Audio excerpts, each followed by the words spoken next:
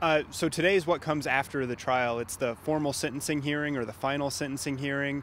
The jury's outcome during trial, it determined the sentence for James Holmes for the 24 counts of murder that he was convicted of. The judge still has to formally impose a life sentence on him for those counts. He also has to decide upon a sentence for him for all of the 140 counts of attempted murder he was found guilty of in an explosive possession charge. And then under Colorado law, victims have a right to be heard at this hearing. So far today, we heard from about 44 victims, and we'll hear about from the similar number tomorrow.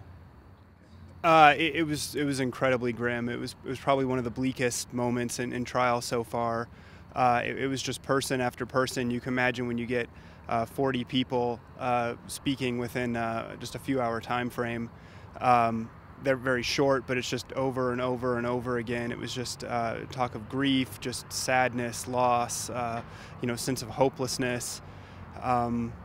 It was just very bleak. It was interesting, maybe sad is a better word to describe it, to see how people differed.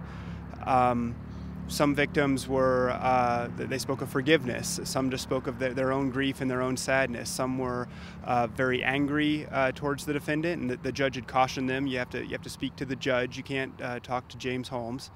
But some were still very angry, and some really expressed dismay with the outcome of the sentence. They said they wished they had a death sentence. They felt like it was an injustice that he will receive only a life sentence. Sure. So he really defended the process and defended the jury's decision. He said, of everybody in the courtroom, the jurors were the only ones who had the weight of having to make that decision on them. He said there's no evidence of any misconduct or any sort of bias among jurors that they lied about or weren't truthful about during jury selection.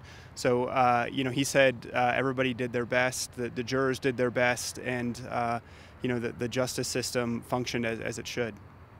So we expect about 40 more impact statements tomorrow, and that'll pretty much take up the entire day. Then the judge said, it sounds like we're going to come back on Wednesday. The prosecutors will have a chance to make any sort of statements or any sort of argument they want to.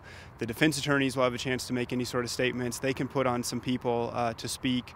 Holmes has the opportunity to speak as well, and then the judge has comments as well before actually imposing a sentence.